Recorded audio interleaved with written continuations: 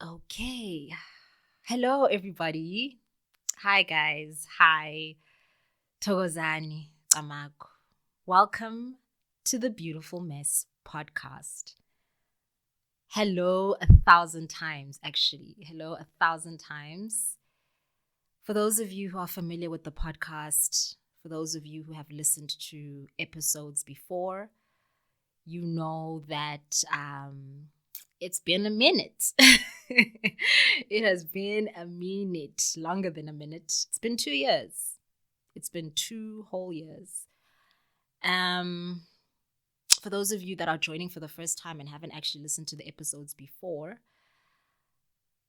welcome. I hope you stick around. Igama lami ubusisiwe Dlamini. Edlozini, I am ugogo nobantwana. And yeah, this is my podcast where I share insights, guidance, support, love, on all things that we are living through in this journey of being who we are and becoming who we are and even shedding who we are, And I don't even want to go too deep in explaining what the podcast is about because I'm just here to be here right now. So I don't have a real structure that I'm following for this episode. I don't have notes that I would usually have to just, have some kind of framework to work off. Those who are familiar with the podcast have noticed already, no music production, nothing. I'm just here and I'm here to just be bare. And this is the door through which I want to continue with in this podcast and in this work and in my life. So I'm actually nervous. Funny enough, it's silly. I'm nervous because this is absolutely not what I do. Me coming in without a real plan, this is not what I do. But it's important for me to do it this way. There was no other way for me to return to the podcast because this is a large part of why I qualify to even come back to the podcast. Qualify, I guess, is a strong word, but I've been tired of dressing myself up in a certain way. I've been tired of ukuziqoqa, and I just want things to be simple. Excuse me. So you see things like that. I'm not even going to edit that out. And I would, me back then would have wanted to edit that out, but I've just been going through a journey of freeing myself from being too strict to me, freeing myself from holding myself as a duty. And this is not even like a recent thing. It's been a prolonged piece of work, really. It's not even a piece of work. It's been work that I've been in, and I didn't realize that it was part of the work that I was doing until it kind of revealed itself. And I sat down one day and I was like, not even one day, but over time I was like, I need to be freed. We go through life and sisfacilitina. There's lots of talk about izibopho, and a lot of them are external, right? But there comes a time where you become aware of the external ropes that have tied you up. And you know that, nah, that thing, I can't let that, this is the thing that's actually holding me back, and I can't let this thing hold me back. You know, you learn and you learn and you realize that, okay, the reason why I'm actually not able to do A, B, and C is because kunalis bopolis nalis, right? And but then there comes a point where you have to realize where it is that you are actually holding yourself captive, you know? And I think I've gone through a very long journey of seeing the external ropes, and it led me to a point where I now had to see how I was actually tying myself up, how I was tying up my own throat, how I was tying up my own hands, how I was tying up my whole everything, my gifts, you know, my everything that I am formed as from God. So it's been a very interesting journey of really understanding what it means to be vulnerable. And it's been an interesting learning that vulnerability is actually such a genius thing to embrace. Because when you are vulnerable, when you allow yourself to be vulnerable, you are just, you're just bare. You're just being.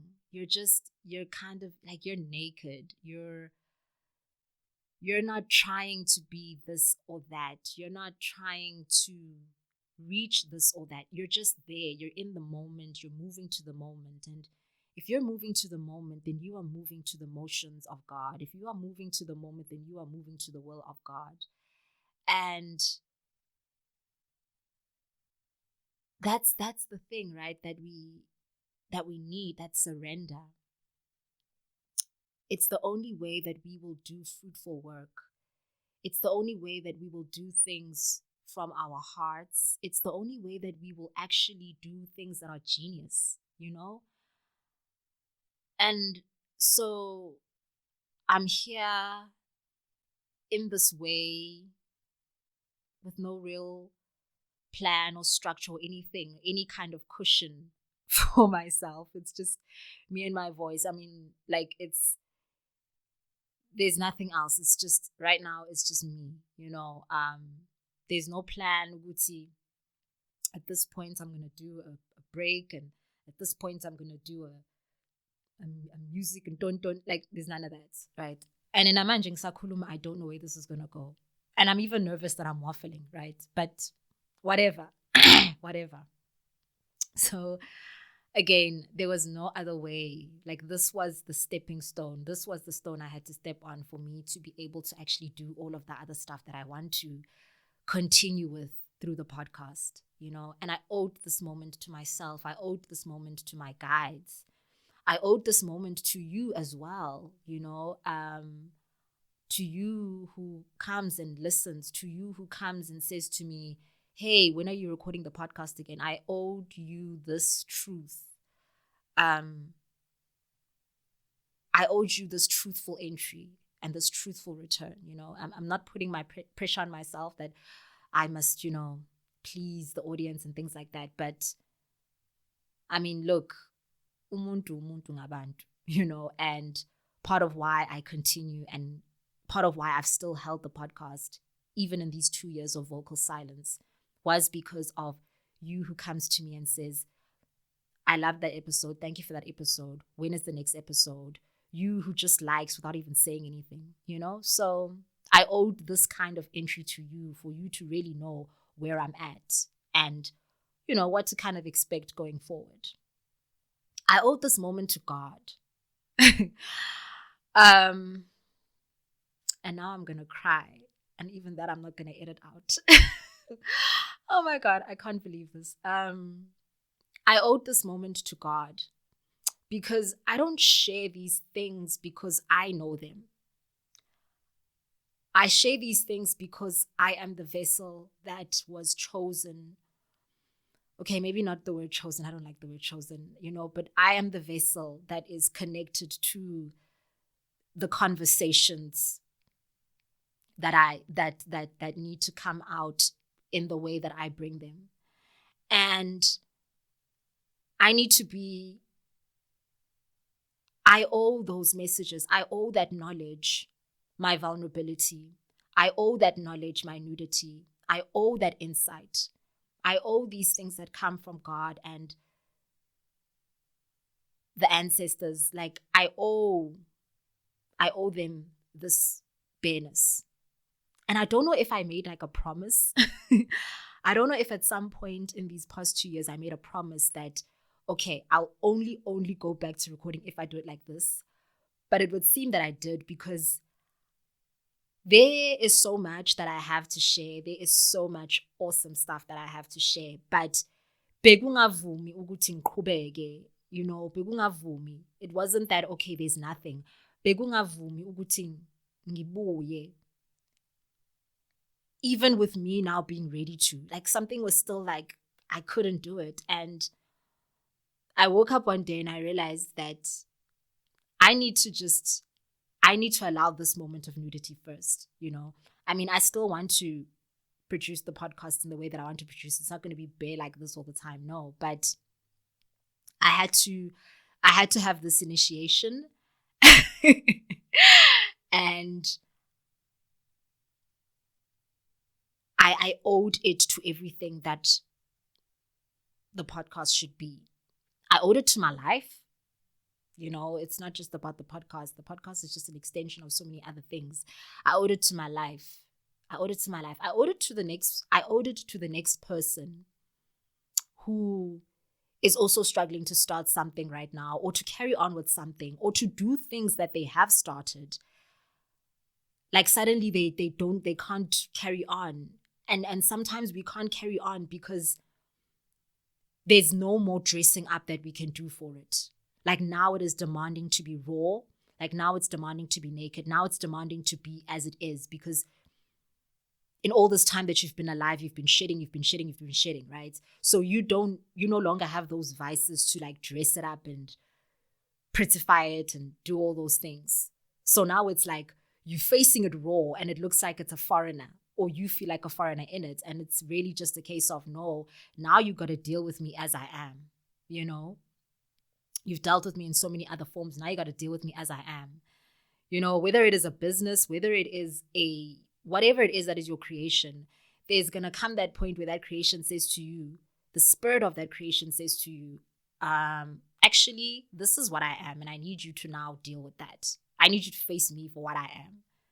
I need you to face me for how I was actually planted in you by the Almighty's hand, And so I owed it to all of that. There was no other way for me to come through. There was no other way for me to carry on, I call this place and I call this moment the Garden of Eden, because that is where, well, according to the story, I call it the Garden of Eden because the Garden of Eden is where everybody was naked. It's just nudity, right? So whether or not you read the Bible or not, just work with me here, all right? Whether or not you believe it, that's not the conversation we're having right now. Just put aside whatever feelings you have about the Bible and hear me out. The Garden of Eden is where, Adam and Eve were naked, right? And I call this moment and I call this place and I call this thing the Garden of Eden, where this is me, I'm walking around naked, like I don't know any better, And the story of the Garden of Eden also reached me in my connecting with this whole thing of fully being vulnerable, and I shared this once with my prayer group. There's a prayer group that I am a part of. We meet up every Friday evening. It's called The Grace of Eden. And I shared this with them, and I'm going to share a little bit of some of what I shared then here. In that, when Adam and Eve ate the forbidden fruit, they realized they were naked and they hid from God. And when God called out to them and they said, we ran and we hid ourselves because we realized that we're naked. And then that's how God knew that they had eaten the fruit, right? But the thing that stayed with me in my recently looking at that story was the fact that they were ashamed to be naked. And they were ashamed to be naked in front of their creator. And I re-looked at the story. It reached me in a different way, where for me, it felt like that was actually the big sin. That was the main thing that drove them out of Eden, or caused God to chase them out of Eden, or whatever they say happened, whether they left or they were chased out, I don't know. But that was the biggest crime when I look at it. That they were ashamed to be naked in front of the one who knows their nudity and can only ever connect with their nudity. There is no other form, there is no other way that God can reach us other than through our truth, other than through who we just are. And that was the biggest, for me, when I re-looked at the story, that was the biggest thing. Like, if you can't be naked before God, how are you going to work with the things that God gives you? Because for God to constantly give you strength to do the things that He has planted in you, He or she has planted in you, you need to be who God made you to be, or what you were formed as out of God. You know, sometimes we struggle to do things like when we're creating. We struggle to do it because we're not actually engaging with the raw matter of that particular thing. We're still caught up in what we want it to be, or in what we think it should be, or what we think the world wants it to be, or what the world would like for it to be. And at some point there comes a disconnect, because there comes that point, like I said earlier, there comes that point where this thing needs to be engaged with as it is. Because for everything that you are given, for every single thing that you are given and anointed with, you are also actually given all of the things that will maintain it, all of the things that will cause it to grow, all of the things that will cause it to be a success, right? And sometimes we take what God has given us and we use it, ne? Like, we're out there in the world and we're using it, we're doing it, yabo. We take what we have inherited from our bloodline and we use it, and we're like, yeah, I'm doing this. But endleleni uxakeke, you know, uxakeke and unga-understand ukuthi why ngixakekile, and then you're going to start looking at external things ukuthi, okay, why am I not able to do this anymore? Or why am I not able to use this blessing that is clearly here? Like, I asked for this blessing and it's here, but why am I struggling with this, right? And it's because you took it in the way you wanted to take it. You didn't take it for what it was, you know? And I'm not even talking about its challenges. Like, you did not sit at the feet of your ancestors long enough. You didn't sit at the feet of God long enough. Or you didn't go back to sit at the feet of the ones who gave it to you to keep learning what actually really feeds this thing. Like, what is the actual raw material? What is the raw substance that actually feeds this thing? What actually is the thing that gives it energy? When is it that it needs, when does it need rest? When does it need any particular thing from me? We sometimes just take the things that we have, that we are given. And for a while, yeah, it works. It's cool. It's dope. But somewhere along the line, or sometimes even it's not even like somewhere down the line. Ikhona lento lena, you've got it, right? But you're struggling with it. Right? And then you'll go through all sorts of things like, you know, okay, maybe you need to heal, you know. maybe you need to meditate, or you need to, all of these tools that we use to kind of just clear ourselves, maybe bayang tagat, there's all of these factors that maybe it will point to. But sometimes it's because you're not going back each time as you have it, as you hold it, as you use it. You're not going back to its source each time to connect with the truth of what it is and connect with what it is that it actually needs from you as the vessel, as the embodiment of it in this world. And then we lose our things. So if I want to do this podcast and anything else in my life, what I have realized and what I am really holding myself accountable to is that I have to get more comfortable with being vulnerable. I have to get more comfortable with being vulnerable. And not only with my mouth, because you say it with your mouth a lot. You can say it with your mouth a lot and convince yourself, and it's not really coming through your behavior, It's not really coming through your actions. So I just blocked out a burp there because, no, guys, I'm not going that all the way. I'm not being all the way that vulnerable. There was a huge burp that wanted to come out there, and I was like, no, guys, no. I have to be vulnerable if I really want to tap into the genius of the things that God has given me. You have to be vulnerable if you want to tap into the genius of the things that God has given you. Because God can only connect you to the magnitude of what that thing can do and what you can do in it if you are being truthful. Because isandla sakaNkulunkulu asisebenzi ngamanga. Isandla sakaNkulunkulu asisebenzi ngamanga. So now you want God to help you with something that God has given you, ne? But ufuna ukuthi akusize in the way that works for what your mind has made it out to be, or what your conditioning has made it out to be. And God is just looking at that thing like, bro, I did not make that thing like that. I did not make that thing to do that. My hand is not going to touch that. My hand can't touch that, right? Because you're not actually using what I gave you.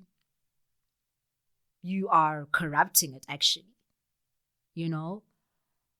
So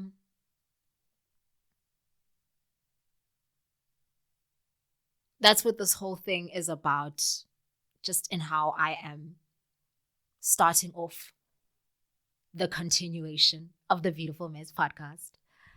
And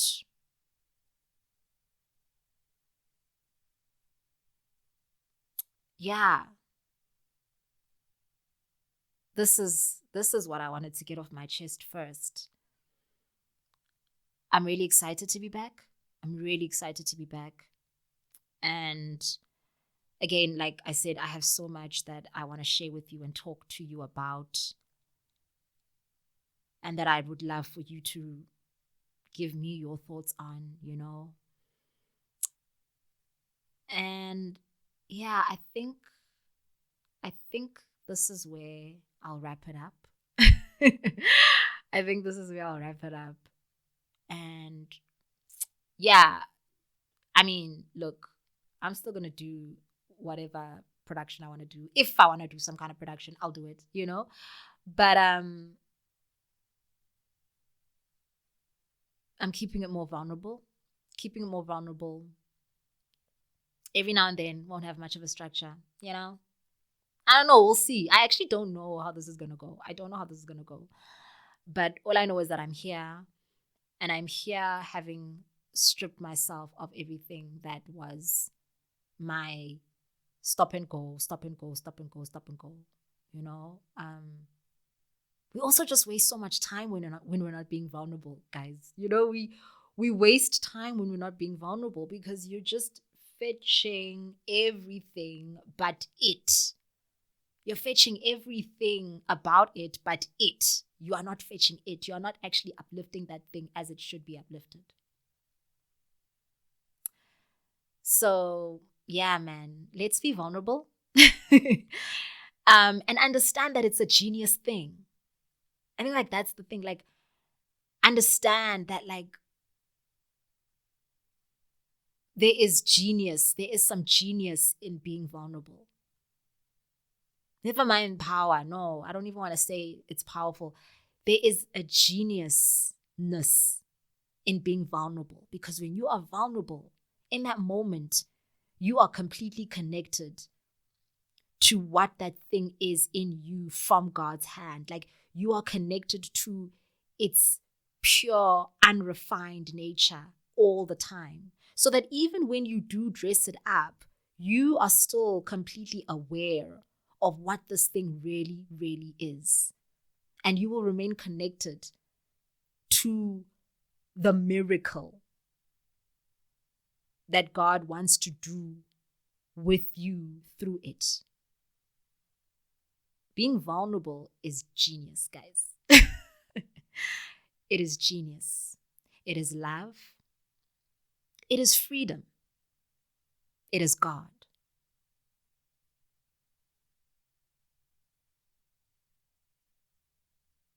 Thokozani. See you? No, not see you. See you? No, not see you. See you? Ugh, whatever. Until the next time we chat. Thokozani.